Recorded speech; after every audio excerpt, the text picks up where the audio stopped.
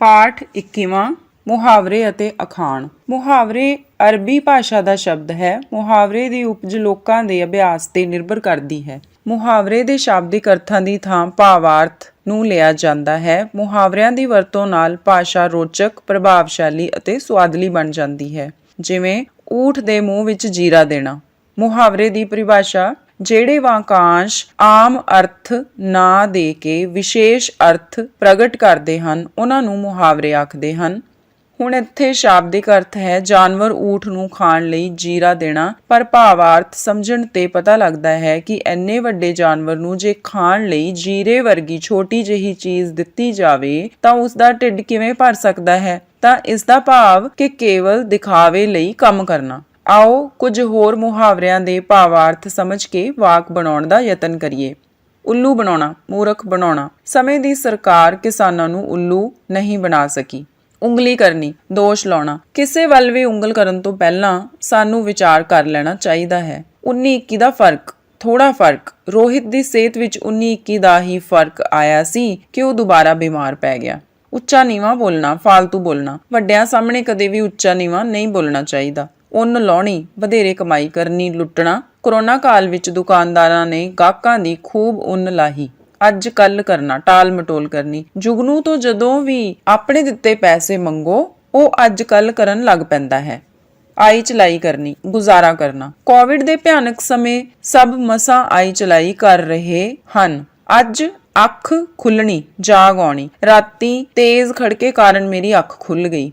ਅੱਗ ਵਰਨੀ, ਬਹੁਤ ਗਰਮੀ ਪੈਣੀ। ਮਈ ਜੂਨ ਦੇ ਮਹੀਨੇ ਵਿੱਚ ਅੱਗ ਵਰਦੀ ਹੈ। ਅੱਗ ਵਿੱਚ ਛਾਲ ਮਾਰਨੀ, ਖਤਰਾ ਮੁੱਲ ਲੈਣਾ। ਸਰਦਾਰ ਜੀ ਨੇ ਬੱਚੇ ਨੂੰ ਗੁੰਡਿਆਂ ਤੋਂ ਬਚਾਉਣ ਲਈ ਅੱਗ ਵਿੱਚ ਛਾਲ ਮਾਰ ਦਿੱਤੀ। ਅੱਖਾਂ ਦਾ ਤਾਰਾ ਹੋਣਾ, ਬਹੁਤ ਪਿਆਰਾ ਹੋਣਾ। ਹਰ ਬੱਚਾ ਆਪਣੀ ਮਾਂ ਦੀ ਅੱਖਾਂ ਦਾ ਤਾਰਾ ਹੁੰਦਾ ਹੈ। ਅੱਖਾਂ ਫੇਰ ਲੈਣਾ, ਦੋਸਤੀ ਤੋੜ ਲੈਣੀ। ਤਾਲਾਬੰਦੀ ਸਮੇਂ ਕਈ ਰਿਸ਼ਤੇਦਾਰਾਂ ਨੇ ਇੱਕ ਦੂਜੇ ਤੋਂ ਅੱਖਾਂ ਫੇਰ ਲਈਆਂ।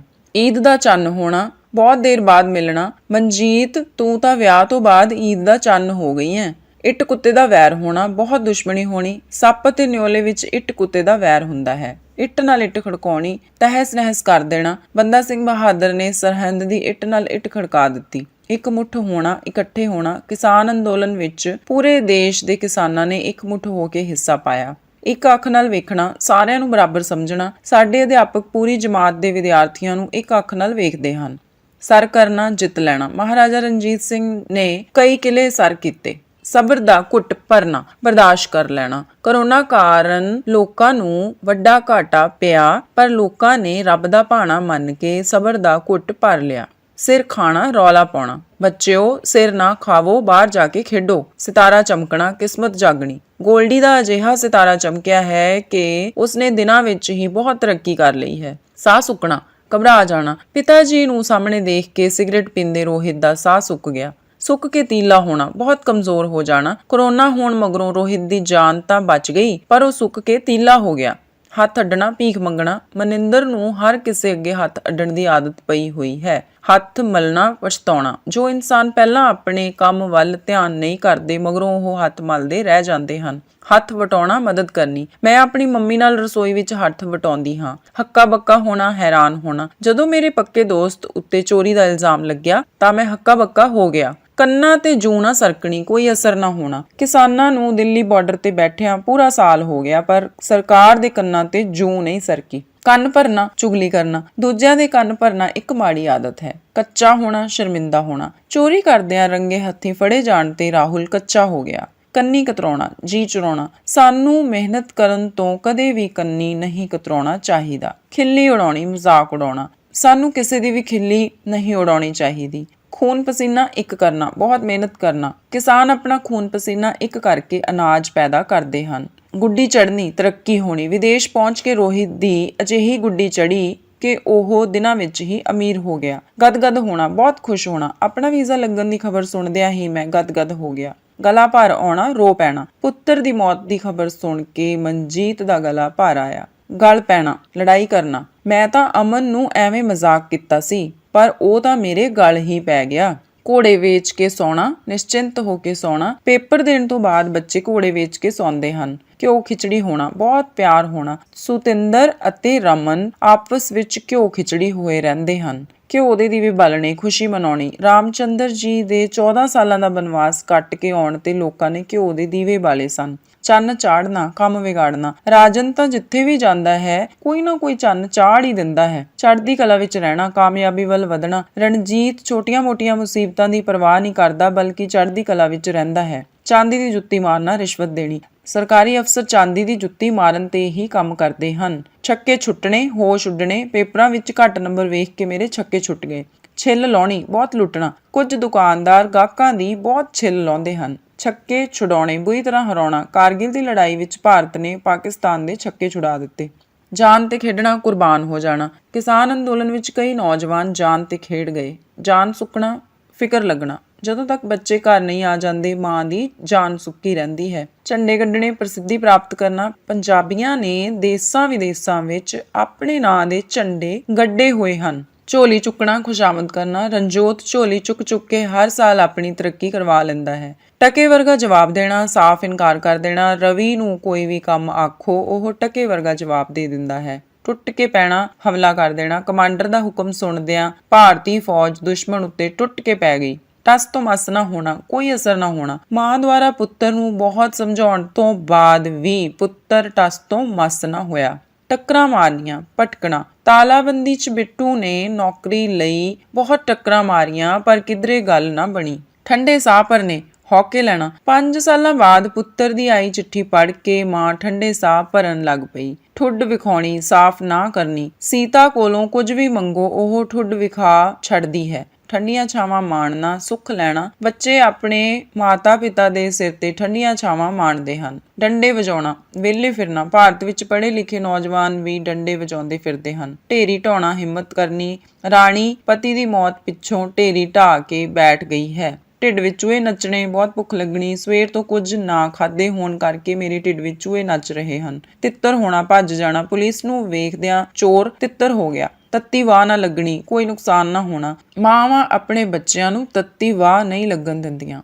ਥੁੱਕ ਕੇ ਚੱਟਣਾ, ਠੁਕਰਾ ਕੇ ਸਵੀਕਾਰਨਾ। ਮੋਹਿਤ ਦਾ ਕੀ ਭਰੋਸਾ, ਉਹ ਤਾਂ ਹਰ ਗੱਲ ਥੁੱਕ ਕੇ ਚੱਟ ਲੈਂਦਾ ਹੈ। ਥਰ-ਥਰ ਕੰਬਣਾ, ਬਹੁਤ ਡਰਨਾ। ਬਿਜਲੀ ਕੜਕਣ ਦੀ ਆਵਾਜ਼ ਸੁਣ ਕੇ ਨੇਹਾ ਥਰ-ਥਰ ਕੰਬਣ ਲੱਗ ਪਈ। ਦਿਨ ਫਿਰਨੇ, ਕਿਸਮਤ ਜਾਗਣੀ। ਕੈਨੇਡਾ ਜਾ ਕੇ ਸੁਰਿੰਦਰ ਦੇ ਤਾਂ ਦਿਨ ਫਿਰ ਗਏ।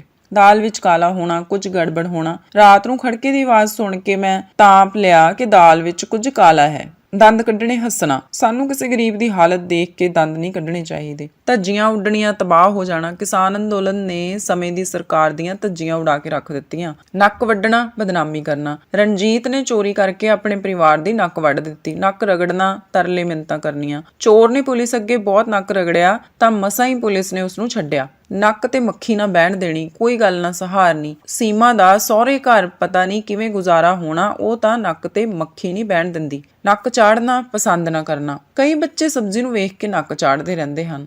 ਪੱਲੇ ਬੰਨ੍ਹ ਲੈਣਾ, ਗੱਲ ਮੰਨ ਲੈਣੀ। ਸਾਨੂੰ ਅਧਿਆਪਕਾਂ ਦੀ ਗੱਲ ਪੱਲੇ ਬੰਨ੍ਹ ਲੈਣੀ ਚਾਹੀਦੀ ਹੈ। ਭੁੰਡਾਂ ਦੇ ਖੱਖਰ ਨੂੰ ਛੇੜਨਾ, ਭੈੜੇ ਬੰਦੇ ਨਾਲ ਮੱਥਾ ਲਾਉਣਾ। ਭੁੰਡਾਂ ਦੇ ਖੱਖਰ ਨੂੰ ਛੇੜਨ ਨਾਲੋਂ ਆਪਣਾ ਰਾਹ ਬਦਲ ਲੈਣ ਵਿੱਚ ਹੀ ਭੂਤ ਸਵਾਰ ਹੋਣਾ, ਕਿਸੇ ਗੱਲ ਦੇ ਪਿੱਛੇ ਪੈਣਾ। ਪੰਜਾਬੀਆਂ ਦੇ ਸਿਰ ਤੇ ਕੈਨੇਡਾ ਜਾਣ ਦਾ ਭੂਤ ਸਵਾਰ ਰਹਿੰਦਾ ਹੈ। ਮੂੰਹ ਤੋੜ ਜਵਾਬ ਦੇਣਾ, ਕਰਾਰਾ ਜਵਾਬ ਦੇਣਾ। ਸਿੱਖ ਫੌਜਾਂ ਨੇ ਮੁਗਲ ਫੌਜਾਂ ਨੂੰ ਕਈ ਵਾਰ ਮੂੰਹ ਤੋੜ ਜਵਾਬ ਦਿੱਤਾ। ਮੁੱਠੀ ਗਰਮ ਕਰਨੀ, ਰਿਸ਼ਵਤ ਦੇਣੀ। ਸਰਕਾਰੀ ਅਫਸਰ ਮੁੱਠੀ ਗਰਮ ਕੀਤੇ ਬਿਨਾਂ ਕੋਈ ਕੰਮ ਨਹੀਂ ਕਰਦੇ। ਲੋਹਾ ਲਾਖਾ ਹੋਣਾ, ਬਹੁਤ ਗੁੱਸੇ ਵਿੱਚ ਆਉਣਾ। ਆਪਣੇ ਪਿਤਾ ਬਾਰੇ ਮਾੜੇ ਸ਼ਬਦ ਸੁਣਦਿਆਂ ਪ੍ਰਭਜੋਤ ਲੋਹਾ ਲਾਖਾ ਹੋ ਗਿਆ। ਲਹੂ ਚਿੱਟਾ ਹੋਣਾ, ਪਿਆਰ ਖਤਮ ਹੋਣਾ। ਅੱਜ ਕੱਲ੍ਹ ਤਾਂ ਸੱਕੇ ਭੈਣਾਂ ਭਰਾਵਾਂ ਦਾ ਵੀ ਲਹੂ ਚਿੱਟਾ ਹੋ ਗਿਆ ਹੈ। ਕਿਸੇ ਨੂੰ ਕਿਸੇ ਨਾਲ ਹਮਦਰਦੀ ਨਹੀਂ ਰਹੀ। ਵਾਲ ਵਿੰਗਾ ਨਾ ਹੋਣਾ, ਕੁਝ ਨਾ ਵਿਗਾੜਨਾ। ਮਨਜੀਤ ਦੇ ਸਕੂਟਰ ਦੀ ਟਰੱਕ ਨਾਲ ਟੱਕਰ ਹੋ ਗਈ ਪਰ ਉਸਦਾ ਵਾਲ ਵਿੰਗਾ ਨਾ ਹੋਇਆ। ਅਖਾਣ, ਉਹ ਦਿਨ ਡੁੱਬਾ ਜਦੋਂ ਘੋੜੀ ਚੜਿਆ ਕੁੱਬਾ। ਕਿਸੇ ਨਿਕੰਮੇ ਆਦਮੀ ਕੋਲੋਂ ਕਿਸੇ ਕੰਮ ਦੀ ਆਸ ਨਹੀਂ ਹੋ ਸਕਦੀ। ਮੈਂ ਗੁਰਨਾਮ ਨੂੰ ਆਖਿਆ, ਗੁਰਨਾਮਿਆ ਛੱਡ ਸਕੂਲ ਦਾ ਖਹਿੜਾ, ਦੁਕਾਨ ਉੱਤੇ ਹੀ ਬੈਠ ਜਾਇਆ ਕਰ, ਤੂੰ ਕਿਤੇ ਪਾਸ ਹੋਣਾ ਏ। ਅੱਗੋਂ ਗੁਰਨਾਮ ਨੇ ਕਿਹਾ, ਮੈਂ ਪਹਿਲੇ ਦਰਜੇ ਵਿੱਚ ਪਾਸ ਹੋਵਾਂਗਾ। ਮੈਂ ਕਿਹਾ, ਉਹ ਦਿਨ ਡੁੱਬਾ ਜਦੋਂ ਘੋੜੀ ਚੜਿਆ ਕੁੱਬਾ। ਉਹ ਕਿਹੜੀ ਗਲੀ ਜਿੱਥੇ ਭਾਗੋ ਨਹੀਂ ਖਲੀ। ਇਹ ਉਸ ਸਮੇਂ ਵਰਤਦੇ ਹਨ ਜਦੋਂ ਕੋਈ ਬੰਦਾ ਹਰ ਜਗ੍ਹਾ ਮੌਜੂਦ ਦਿਖਾਈ ਦੇਵੇ। ਜਦੋਂ ਮੈਂ ਸਵੇਰੇ ਪਾਰਕ ਵਿੱਚ ਸੈਰ ਕਰਨ ਗਿਆ ਤਾਂ ਉੱਥੇ ਦਰਸ਼ਨ ਖੜਾ ਸੀ। ਦੁਪਹਿਰੇ ਉਸਨੂੰ ਸਕੂਲ ਵਿੱਚ ਵੇਖਿਆ। ਰਾਤੀ ਰਾਮਲੀਲਾ ਵੇਖਣ ਗਿਆ ਤਾਂ ਉੱਥੇ ਵੀ ਉਹ ਬੈਠਾ ਸੀ। ਉਸਦਾ ਤਾਂ ਉਹ ਹਾਲ ਹੈ, ਉਹ ਕਿਹੜੀ ਗਲੀ ਜਿੱਥੇ ਭਾਗੋ ਨਹੀਂ ਖਲੀ। ਉਦਮ ਅੱਗੇ, ਲక్ష్ਮੀ ਪੱਖੇ ਅੱਗੇ ਪਾਉਣ।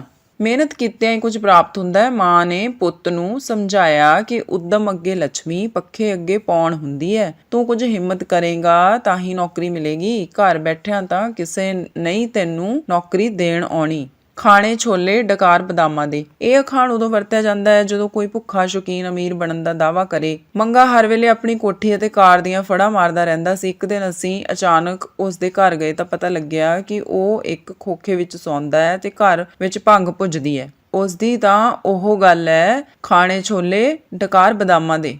ਨਾਲੇ ਚੋਰ ਨਾਲੇ ਚਤਰ। ਗਲਤੀ ਕਰਕੇ ਸਿਆਣਪਾਂ ਝਾੜਨੀਆਂ ਨੌਕਰਾਣੀ ਨੇ ਵਧੀਆ ਪਲੇਟਾਂ ਵਿੱਚੋਂ ਇੱਕ ਪਲੇਟ ਤੋੜ ਦਿੱਤੀ। ਉਹ ਸ਼ਰਮਿੰਦਾ ਹੋਣ ਦੀ ਥਾਂ ਪਲੇਟ ਵਿੱਚ ਹੀ ਨੁਕਸ ਕੱਢਣ ਲੱਗੀ ਕਿ ਪਤਾ ਨਹੀਂ ਦੁਕਾਨਦਾਰ ਪਲੇਟਾਂ ਕੱਚੀਆਂ ਕਿਉਂ ਬਣਾਉਂਦੇ ਹਨ। ਮੈਂ ਉਸ ਨੂੰ ਡਾਂਟਦਿਆਂ ਕਿਹਾ, ਨਾਲੇ ਚੋਰ ਨਾਲੇ ਚਤਰ, ਇੱਕ ਤਾਂ ਪਲੇਟ ਤੋੜ ਦਿੱਤੀ ਹੈ ਤੇ ਦੂਜਾ ਸਿਆਣਪਾਂ ਝਾੜਦੀ ਹੈ। ਬੰਦਾ ਜੋੜੇ ਪੱਲੀ ਪੱਲੀ ਰਾਮ ਰੁੜਾਵੇ ਕੁੱਪਾ। ਮਨੁੱਖ ਕਿਰਸਾਂ ਕਰਕੇ ਜੋੜਦਾ ਹੈ ਪਰ ਇੱਕਦਮ ਨੁਕਸਾਨ ਹੋ ਜਾਂਦਾ ਹੈ। ਜੀਤ ਨੇ ਮਸਾਂ ਪੈਸਾ ਜੋੜਿਆ ਸੀ ਪਰ ਅਚਾਨਕ ਭਿਆਨਕ ਬਿਮਾਰੀ ਲੱਗਣ ਤੇ ਸਾਰਾ ਪੈਸਾ ਲੱਗ ਗਿਆ। ਉਸ ਵਿਚਾਰੇ ਨਾਲ ਉਹੀ ਬੀਤੀ। ਬੰਦਾ ਜੋੜੇ ਪਲੀ ਪਲੀ ਰਾਮ ਰੁੜਾਵੇ ਕੁੱਪਾ।